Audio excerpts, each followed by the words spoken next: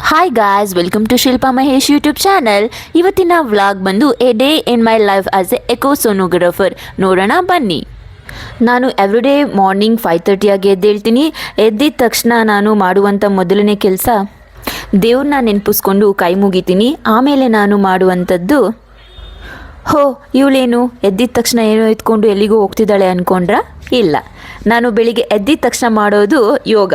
ಕೆಲವ್ರು ಕೇಳ್ತಾರೆ, ನೀನು ಆಲ್ರೆಡಿ ಸಣ್ಣ ಇದೆಯಲ್ವಾ, ಮತ್ತೆ ಯಾಕೆ ಯೋಗ ಮಾಡ್ತೀಯಾ ಅಂತ. ಯೋಗಾಗೆ ದಪ್ಪ ಸಣ್ಣ ಮ್ಯಾಟರ್ ಆಗಲ್ಲ. ನಾವು ಯೋಗ ಮಾಡೋದು ನಮ್ಮ ಬಾಡಿನಲ್ಲಿರೋ ಮಸಲ್ ಜಾಯಿಂಟ್ ಸ್ಟ್ರೆಚ್ ಆಗೋಕ್ಕೆ, ಹಾಗೆ ಬಾಡಿ ಫ್ಲೆಕ್ಸಿಬಲ್ ಆಗೋಕ್ಕೆ ಯೋಗ ಮಾಡೋದು. ಯೋಗ ಮಾಡೋದ್ರಿಂದ ತುಂಬ ಬೆನಿಫಿಟ್ಸ್ ಇದೆ ಹೆಲ್ತ್ಗೆ. ನೆಕ್ಸ್ಟ್ ಅಪ್ಕಮಿಂಗ್ ವಿಡಿಯೋದಲ್ಲಿ ಯೋಗ ಬಗ್ಗೆ ಅಪ್ಲೋಡ್ ಮಾಡ್ತೀನಿ.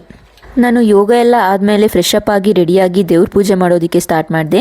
ಕೆಲವ್ರು ಹೇಳ್ತಾರೆ, ದೇವರಿಲ್ಲ, ಇದ್ರೂ ಎಲ್ಲಿದ್ದಾರೆ ಅಂತೆಲ್ಲ ಕೆಲವ್ರು ತುಂಬ ಜನ ಕೇಳ್ತಾರೆ. ಅಕಾರ್ಡಿಂಗ್ ಟು ಸೈನ್ಸ್, ನಾವು ಪಾಸಿಟಿವ್ ಎನರ್ಜಿ ಅಂತ ಏನು ಹೇಳ್ತೀವಿ ಅದೇನೇ ದೇವರು. ನಾವು ಯಾವಾಗಲೂ ಪಾಸಿಟಿವ್ ಆಗೇ ಥಿಂಕ್ ಮಾಡಿದ್ರೆ ನಮ್ಮ ಸುತ್ತಮುತ್ತ ಕೂಡ ಪಾಸಿಟಿವ್ ಆಗೇ ನಡೆಯುತ್ತೆ. ಯೂನಿವರ್ಸ್ ಕೂಡ ಪಾಸಿಟಿವ್ ಆಗೇ ಸಪೋರ್ಟ್ ಮಾಡುತ್ತೆ. ಯೂನಿವರ್ಸ್ ಅಂದರೆ ಲಾರ್ಡ್ ಕೃಷ್ಣ, ಅಂದರೆ ದೇವರು. ಹಾಗಾಗಿ ಹಾಸ್ಪಿಟಲ್ ಕೂಡ ನೋಡಬಹುದು ನೀವು, ಲಾರ್ಡ್ ಗಣೇಶ, ಗಾಡೆಸಸ್ ಚಾಮುಂಡೇಶ್ವರಿ ದೇವಿ ಫೋಟೋನ ಇಟ್ಟಿರ್ತಾರೆ. ಪೂಜೆ ಎಲ್ಲ ಮುಗಿಸಾದ್ಮೇಲೆ ಬ್ರೇಕ್ಫಾಸ್ಟ್ ಮಾಡೋದು ಏನು ಅಂತ ಥಿಂಕ್ ಮಾಡ್ತಾ ಇದ್ದೆ. ಆಮೇಲೆ ನೆನಪಾಯಿತು, ನನ್ನ ಹಸ್ಬೆಂಡು ಫೇವ್ರೇಟ್ ಫುಡ್ ಶಾವಿಗೆ ಉಪ್ಪಿಟ್ಟು. ಇದನ್ನು ಮಾಡೋದಕ್ಕೆ ಬೇಕಾಗಿರುವಂಥ ಇಂಗ್ರೀಡಿಯೆಂಟ್ಸ್ 10-20 ಬೀನ್ಸು, ಒಂದು ಪೊಟ್ಯಾಟೊ, ಹಾಗೆ ಒಂದು ಕ್ಯಾರೆಟು, ಒಂದು ಆನಿಯನ್, 4-5 ಗ್ರೀನ್ ಚಿಲ್ಲಿ ಎಲ್ಲನೂ ಸಣ್ಣದಾಗಿ ಕಟ್ ಮಾಡ್ಕೋಬೇಕು. ಒಂದು ಇಡೀ ಕೊತ್ತಂಬರಿ ಸೊಪ್ಪು, 4-8 ಎಲೆ ಕರಿಬೇವಿನ ಸೊಪ್ಪು, 1/2 ಟೇಬಲ್ ಸ್ಪೂನು ಜೀರಿಗೆ, 1/2 ಟೇಬಲ್ ಸ್ಪೂನು ಸಾಸಿವೆ, 2 ಟೇಬಲ್ ಸ್ಪೂನ್ ಕಡಲೆಬೇಳೆ. ಗ್ಯಾಸ್ ಸ್ಟವ್ನ ಆನ್ ಮಾಡಿ ಒಂದು ಬಾಣಲಿನಲ್ಲಿ 2 ಟೇಬಲ್ ಸ್ಪೂನ್ ಎಣ್ಣೆ ಹಾಕಿ ಅದಕ್ಕೆ ಕಡಲೆಬೇಳೆ ಹಾಗೆ ಜೀರಿಗೆ ಸಾಸಿವೆನ ಹಾಕಬೇಕು.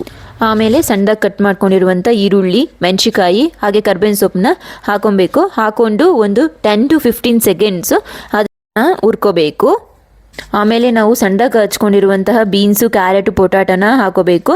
ಹಾಕ್ಕೊಂಡು ಅದನ್ನು ಒಂದು 5 ಮಿನಿಟ್ಸ್ ಹಾಗೆ ಎಣ್ಣೆನಲ್ಲೇ ಹುರ್ಕೊಬೇಕು. ನಾವು ಶಾವಿಗೆನ ಎಷ್ಟು ತೊಗೊಂಡಿದ್ದೀವಿ ಅದಕ್ಕಿಂತ ಜಾಸ್ತಿ ತರಕಾರಿನ ತಗೊಳ್ಳೋದ್ರಿಂದ ಹೆಲ್ತ್ಗೂ ಒಳ್ಳೆಯದು, ಹಾಗೆ ಟೇಸ್ಟ್ ಕೂಡ ಚೆನ್ನಾಗಿರುತ್ತೆ. ಹಾಗೆ ನೋಡೋಕ್ಕೆ ಕೂಡ ತುಂಬಾ ಚೆನ್ನಾಗಿ ಕಾಣಿಸುತ್ತೆ. ನಾನು ಮೊದಲೇ ಸಣ್ಣ ಲೋಟದಲ್ಲಿ 2 ಕಪ್ ಶಾವಿಗೆ ತೊಗೊಂಡು ಹುರಿದು ಎತ್ತಿಟ್ಕೊಂಡಿದ್ದೀನಿ. 2 ಕಪ್ಗೆ 4 ಕಪ್ ನೀರು ಹಾಕಬೇಕು. ನಿಮ್ಗೆ ರುಚಿಗೆ ಎಷ್ಟು ಬೇಕೋ ಅಷ್ಟು ಉಪ್ಪು ಹಾಕೊಳ್ಳಿ. ನಾನು 1 ಟೇಬಲ್ ಸ್ಪೂನ್ ತೊಗೊತಾ ಇದ್ದೀನಿ. ಸಾಲ್ಟ್ನ ವೆಜಿಟೇಬಲ್ಸ್ ಜೊತೆನಾದರೂ ಹಾಕ್ಬೋದು, ಅಥವಾ ವಾಟರ್ ಹಾಕೊತೀವಲ್ಲ ಅವಾಗಾದರೂ ಹಾಕ್ಬೋದು. ಹಾಗೆ 2 ಕಪ್ ಶಾವಿಗೆ ತೊಗೊಂಡಿದ್ದೆ. ಸೊ 4 ಕಪ್ ವಾಟರ್ ಹಾಕಿ ಕೊತ್ತಂಬರಿ ಸೊಪ್ಪು ಹಾಕ್ಕೊಂಡು 2 ನಿಮಿಷ ಕುದಿಯೋಕೆ ಬಿಡ್ತೀನಿ.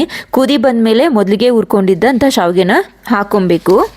ಶಾವಿಗೆನ ಹಾಕೊಂಡಾದ್ಮೇಲೆ ಗ್ಯಾಸ್ ಸ್ಟವ್ನ ಸಿಮ್ಮಲ್ಲೇ ಇಟ್ಕೊಬೇಕು, ಇಲ್ಲಾಂದರೆ ಶಾವಿಗೆ ತಡೆ ಎಳೆದು ಬಿಡುತ್ತೆ.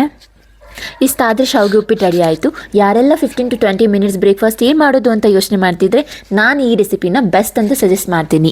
ನಾನು ಬ್ರೇಕ್ಫಾಸ್ಟ್ ಜೊತೆಗೆ ಡೈಲಿ ಮೊಳಕೆ ಬಂದಿರೋ ಹೆಸರು ಕಾಳು ಹಾಗೆ ದಾಳಿಂಬೆನ ಮಿಕ್ಸ್ ಮಾಡಿ ತಿಂತೀನಿ. ಇದರಲ್ಲಿ ರಿಚ್ ಇನ್ ಪ್ರೋಟೀನ್ ಇರೋದ್ರಿಂದ ಯಾರೆಲ್ಲ ದಪ್ಪ ಆಗಬೇಕು ಅಂತಿದ್ರು ಅವ್ರಿಗೆ ಬೆಸ್ಟ್ ಫುಡ್. ಹಾಗೆ ಇದು ಸ್ಕಿನ್, ಬೋನು, ಡೈಜೆಷನ್ ಕೂಡ ಹೆಲ್ಪ್ ಮಾಡುತ್ತೆ. ಇದೇನಿದು, ಇವಳು ಜ್ಯೂಸ್ ಕುಡಿತಾಳೆ ಅಂದ್ಕೊಂಡ್ರಾ? ಇಲ್ಲ, ಇದು ಗೋಲ್ಡನ್ ಲೆಮನ್ ವಾಟರ್. ಅಪ್ಕಮಿಂಗ್ ವಿಡಿಯೋದಲ್ಲಿ ಇದ್ರ ಬಗ್ಗೆ ಡಿಟೈಲಾಗಿ ಅಪ್ಲೋಡ್ ಮಾಡ್ತೀನಿ. ಗೋಲ್ಡನ್ ಲೆಮನ್ ವಾಟರ್ನ ಕುಡಿದಾದ್ಮೇಲೆ ಕಿಚನ್ನ ಕ್ಲೀನ್ ಮಾಡಿದೆ. ನನಗೆ ರಾತ್ರಿ ಒಂದ್ಸಲ ಮಾರ್ನಿಂಗ್ ಒಂದ್ಸಲ ಕಿಚನ್ನ ಕ್ಲೀನ್ ಮಾಡಲೇಬೇಕು. ಮೀನ್ಸ್ ಮೆಸ್ಸಿ ಆಗಿದ್ದರೆ ಇಷ್ಟ ಆಗಲ್ಲ. ಕಿಚನ್ನ ಕ್ಲೀನ್ ಮಾಡಾದ್ಮೇಲೆ ಬ್ಯಾಗ್ ಮತ್ತು ಹೆಲ್ಮೆಟ್ ತೊಗೊಂಡು ನಾನು ಮತ್ತು ನನ್ನ ಹಸ್ಬೆಂಡ್ ಇಬ್ಬರೂ ಡ್ಯೂಟಿಗೆ ಹೊರಟ್ವಿ. ಡ್ಯೂಟಿಗೆ ಹೋಗ್ಬೇಕಾದ್ರೆ ರೋಡ್ ಮಧ್ಯದಲ್ಲಿ ನನಗೊಂದು ಸಾಂಗ್ ನೆನಪಾಯಿತು. ನನಗೆ ಸಿಂಗಿಂಗ್ ಬರಲ್ಲ, ಬಟ್ ಅಡ್ಜಸ್ಟ್ ಮಾಡ್ಕೊಳ್ಳಿ. ಈ ಪ್ರೀತಿಯ ರಥದಲ್ಲಿ ಹೊರಡು ಮೆರವಣಿಗೆಯಲ್ಲಿ ನಮ್ಮಿಬ್ಬರದೇ ತಾನೇ ಅವಕಾಶ. ನಂಗೆ ಗೊತ್ತು ನಂಗೆ ಚೆನ್ನಾಗಿ ಆಡೋಕ್ಕೆ ಬರಲ್ಲ ಅಂತ. ನಿಮಗೂ ಇದೇ ಥರ ರೋಡಲ್ಲಿ ಹೋಗಬೇಕಾದ್ರೆ ಸಾಂಗ್ ನೆನಪಾಗಿದ್ದರೆ ಯಾವ ಸಾಂಗ್ ನೆನಪಾಯಿತು ಅಂತ ಕಮೆಂಟ್ ಬಾಕ್ಸಲ್ಲಿ ಕಮೆಂಟ್ ಮಾಡಿ. ಫೈನಲಿ ಡ್ಯೂಟಿಗೆ ಬಂದೆ. ಬಯೋಮೆಟ್ರಿಕಲ್ಲಿ ಪಂಚ್ ಮಾಡಿ ಡಿಪಾರ್ಟ್ಮೆಂಟ್ ಕಡೆ ಹೊರಟೆ. ನಾನು ಹಾಸ್ಪಿಟಲ್ನಲ್ಲಿ ಎಕೋಸೋನೋಗ್ರಾಫರ್ ಆಗಿ ವರ್ಕ್ ಮಾಡ್ತೀನಿ. ಎಕೋಸೋನೋಗ್ರಾಫರ್ ಅಂದರೆ ಹಾರ್ಟ್ ಸ್ಕ್ಯಾನ್, ಹಾರ್ಟಲ್ಲಿ ಪ್ರಾಬ್ಲಮ್ ಇದೆಯಾ ಅಂತ ನೋಡೋ ಸ್ಕ್ಯಾನ್. ನಾನು ಕೆಲಸದ ಮೇಲೆ ನನಗೆ ತುಂಬಾ ಪ್ರೌಡ್ ಫೀಲ್ ಇದೆ. ಯಾಕೆ ಅಂತಂದರೆ ನಮ್ಮ ಹಾರ್ಟ್ನ ನಾವೇ ನೋಡ್ಕೊಳ್ಳುವಂಥ ಭಾಗ್ಯ ಎಲ್ರಿಗೂ ಸಿಗಲ್ಲ. ಹಾಗೆ ನಂದಷ್ಟೇ ಅಲ್ಲ, ಬೇರೆ ಬರುವಂಥ ಎಲ್ಲ ಪೇಷಂಟ್ಸ್ ಹಾರ್ಟ್ಗೂ ಕೂಡ ನೋಡ್ತೀನಿ. ಕೆಲವ್ರಿಗೆ ಎಕೋ ಟೆಸ್ಟ್ ಅಂದರೆ ಏನು ಅಂತ ಗೊತ್ತಿರಲ್ಲ. ಇದೊಂದು ಹಾರ್ಟ್ ಸ್ಕ್ಯಾನು. ಹಾರ್ಟಲ್ಲಿ ವ್ಯಾಲ್ವಲ್ಲಿ ಏನಾದರೂ ಲೀಕ್ ಇದೆಯಾ, ಇನ್ಫೆಕ್ಷನ್ ಆಗಿದೆಯಾ, ಅಥವಾ ಹೋಲ್ ಇದೆಯಾ, ಅಥವಾ ಹಾರ್ಟ್ ಬೀಟ್ ರೆಗ್ಯುಲರ್ ಇದೆಯಾ, ಅಥವಾ ಹಾರ್ಟ್ ಪಂಪಿಂಗ್ ಕೆಪಾಸಿಟಿ ಎಷ್ಟಿದೆ ಅಂತ ನೋಡ್ತೀವಿ. ಇದೇ ಥರ ಹಾರ್ಟಲ್ಲಿ ತುಂಬ ಅಬ್ನಾರ್ಮಲಿಟೀಸ್ ಇದೆ, ಇದನ್ನೆಲ್ಲ ನೋಡ್ತೀವಿ. ಇತ್ತೀಚಿನ ದಿನದಲ್ಲಿ ಮನೆಗೊಬ್ರಿಗೆ ಹಾರ್ಟ್ ಪ್ರಾಬ್ಲಮ್ ಇರುತ್ತೆ. ಇದಕ್ಕೆ main reason obesity, high BP, sugar, inactiveness means lazy ಆಗಿರೋದು, smoking, alcohol, cholesterol, poor exercise.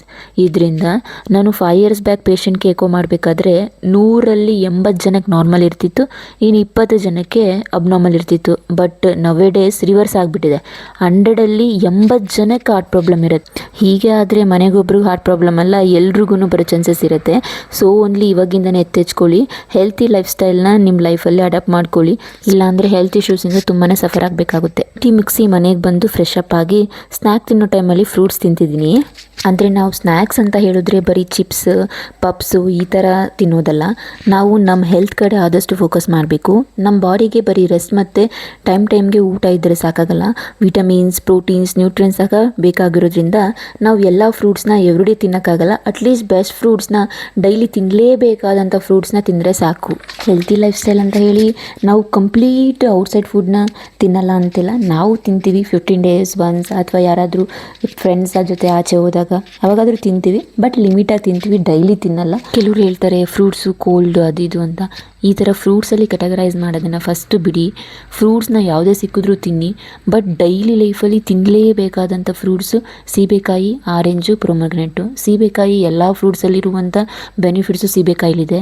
ಇನ್ನು ಆರೆಂಜಲ್ಲಿ ವಿಟಮಿನ್ ಸಿ ಇರೋದ್ರಿಂದ ಇಮ್ಯುನಿಟಿಗೆ ತುಂಬಾ ಹೆಲ್ಪ್ ಆಗುತ್ತೆ ಮತ್ತು ಸ್ಕಿನ್ನು ಕೂಡ ತುಂಬ ಒಳ್ಳೆಯದು. ಇನ್ನು ದಾಳಿಂಬೆನಲ್ಲಿ ಹಾರ್ಟ್ ಹೆಲ್ತ್ಗೆ ತುಂಬ ಹೆಲ್ಪ್ ಆಗುತ್ತೆ. ಇನ್ನು ರೈಫಲ್ ಲಡ್ಡು ಮತ್ತು ಚಿಕ್ಕೀಸ್ ಬಗ್ಗೆ ಪ್ರಿವಿಯಸ್ ವೀಡಿಯೋದಲ್ಲಿ ಅಪ್ಲೋಡ್ ಮಾಡಿದ್ದೀನಿ. ಸ್ನ್ಯಾಕ್ಸ್ ಎಲ್ಲ ಆದಮೇಲೆ 15 minutes ರೆಸ್ಟ್ ಮಾಡಿ ಆಮೇಲೆ ರಾತ್ರಿ ಅಡುಗೆಗೆ ಪಾಲಕ್ ಸೊಪ್ಪಿನ ಸಾಂಬಾರು ಮಾಡೋಣ ಅಂತೇಳಿ ಪಾಲಕ್ ಸೊಪ್ಪನ್ನು ತೊಗೊಂಡು ಅದನ್ನು ಚೆನ್ನಾಗಿ ನೀರಲ್ಲಿ ತೊಳ್ಕೊಂಡು ಸಣ್ಣದಾಗಿ ಕಟ್ ಮಾಡಿ ಒಂದು ಕುಕ್ಕರ್ನಲ್ಲಿ ಕಟ್ ಮಾಡಿರುವಂಥ ಪಾಲಕ್ ಸೊಪ್ಪು ಹಾಗೆ ಮನ್ಸೂರ್ ದಾಲ್ ಹಾಕ್ಕೊಂಡು, ಇನ್ಸ್ಟೆಡ್ ಆಫ್ ಮನ್ಸೂರ್ ದಾಲು ತೊಗರಿಬೇಳೆಗೆ ಸಹ ಹಾಕೋಬೋದು.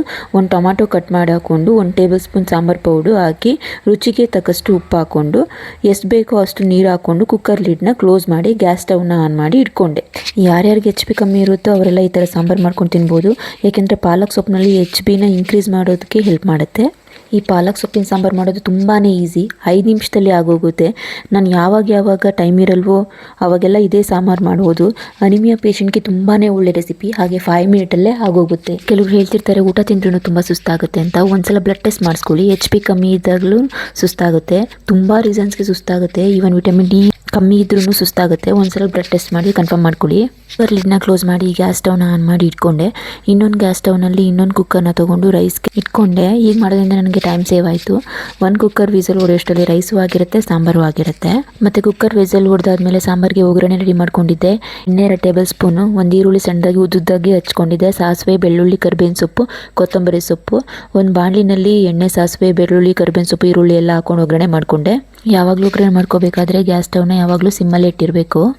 ಆಮೇಲೆ ಕುಕ್ಕರ್ ಲಿಡ್ನ ಓಪನ್ ಮಾಡಿ ಗ್ಯಾಸ್ ಸ್ಟವ್ನ ಆನ್ ಮಾಡಿ ಕುಕ್ಕರಲ್ಲಿರೋ ಸಾಂಬಾರಿಗೆ ಕೊತ್ತಂಬರಿ ಸೊಪ್ಪನ್ನ ಹಾಕ್ಕೊಂಡೆ. ಹಾಗೆ ಒಗ್ಗರಣೆ ಮಾಡಿ ಇಟ್ಕೊಂಡಿರುವಂಥದ್ದನ್ನು ಹಾಕೊಂಡಾದ್ಮೇಲೆ 2 ಕುದಿ ಬರೋ ತನಕ ಬಿಟ್ಟು ಆಮೇಲೆ ಗ್ಯಾಸ್ ಸ್ಟವ್ನ ಆಫ್ ಮಾಡಿದ್ರೆ ಆಯಿತು. ಪಾಲಕ್ ಸೊಪ್ಪಿನ ಸಾಂಬಾರು ರೆಸಿಪಿ ರೆಡಿ.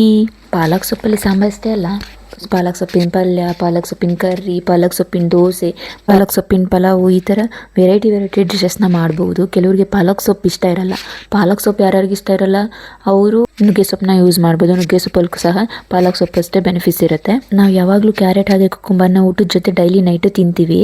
ಕ್ಯಾರೆಟ್ ಮತ್ತು ಕುಕುಂಬರ್ ನಮಗೆ ಗ್ಲೋಯಿಂಗ್ ಸ್ಕಿನ್, ಡೈಜೆಷನ್, ಹೈಡ್ರೇಷನ್, ಇಮ್ಯುನಿಟಿಗೆ ಹೆಲ್ಪ್ ಮಾಡುತ್ತೆ. ಊಟ ಎಲ್ಲ ಆದಮೇಲೆ ಕಿಚನ್ ಎಲ್ಲ ಕ್ಲೀನ್ ಮಾಡಿ ಪಾತ್ರೆ ಎಲ್ಲ ಕ್ಲೀನ್ ಮಾಡ್ತೀನಿ. ದ ಬಿಗ್ಗೆಸ್ಟ್ ಟಫೆಸ್ಟ್ ಜಾಬ್ ಅಂದರೆ ಕಿಚನ್ ಕ್ಲೀನ್ ಮಾಡೋದು, ಎಕ್ಸ್ಪೆಷಲಿ ನನಗೆ. ನಂತರನೇ ಫೀಲ್ ಆಗುತ್ತೋ ಇಲ್ವೋ ಗೊತ್ತಿಲ್ಲ, ಬಟ್ ನನಗೆ ಮಾತ್ರ ದ ಟಫೆಸ್ಟ್ ಜಾಬ್ ಅಂದರೆ ಕಿಚನ್ ಕ್ಲೀನಿಂಗ್. ಕಿಚನ್ ಎಲ್ಲ ಕ್ಲೀನ್ ಮಾಡಿ ಪಾತ್ರೆ ಎಲ್ಲ ತೊಳೆದಿಟ್ಟು ಲೈಟ್ಸ್ ಎಲ್ಲ ಆಫ್ ಆಗಿದೆ ಅಂತ ಒಂದ್ಸಲ ನೋಡಿ ಡೋರೆಲ್ಲ ಚೆಕ್ ಮಾಡಿ ಲಾಕ್ ಆಗಿದೆಯಾ ಇಲ್ವ ಅಂತ ಕನ್ಫರ್ಮ್ ಆದಮೇಲೆ ನಾನು ಫೇಸ್ ವಾಶ್ ಮಾಡೋಕ್ಕೆ ಹೋಗ್ತೀನಿ. ನಾನು ಡೈಲಿ ಮಲಗೋಕ್ಕೆ ಮುಂಚೆ ಫೇಸ್ ವಾಶ್ ಮಾಡಿ ಅಭ್ಯಾಸ. ಫೇಸ್ ವಾಶ್ ಮಾಡೋದ್ರಿಂದ ನಮಗೆ ಡೈಲಿ ಏನು ಯೂಸ್ ಆಗುತ್ತೆ ಅಂತಂದರೆ ಹೆಲ್ತಿಯಾಗಿ ಫ್ರೆಶ್ ಆಗಿ ಇರುತ್ತೆ ನಮ್ಮ ಸ್ಕಿನ್ನು.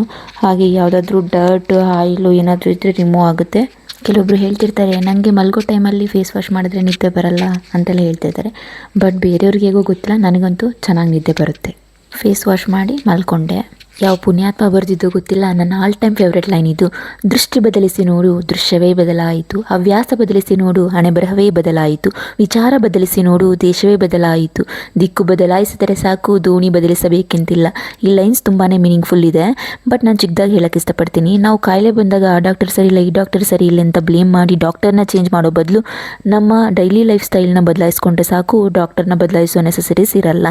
ನಮಗೇನೂ ಆಗಿಲ್ಲ ಅಂತ ಡೈಲಿ ಜಂಕ್ ಫುಡ್ನ ತಿನ್ಕೊಂಡು ಆಮೇಲೆ ಅದರಿಂದ ಹಾಸ್ಪಿಟಲ್ಗೆ ಅಡ್ಮಿಟ್ ಆಗಿ ಲೈಫ್ ಲಾಂಗ್ ಟ್ಯಾಬ್ಲೆಟ್ಸ್ ತೊಗೊಳ್ಳೋ ಬದಲು ಇವಾಗಿಂದಾನೇ ಜಂಕ್ ಫುಡ್ನ ಅವಾಯ್ಡ್ ಮಾಡಿ ಹೆಲ್ತಿ ಲೈಫ್ ಸ್ಟೈಲ್ನ ಫಾಲೋ ಮಾಡಿದ್ರೆ ಸಾಕು.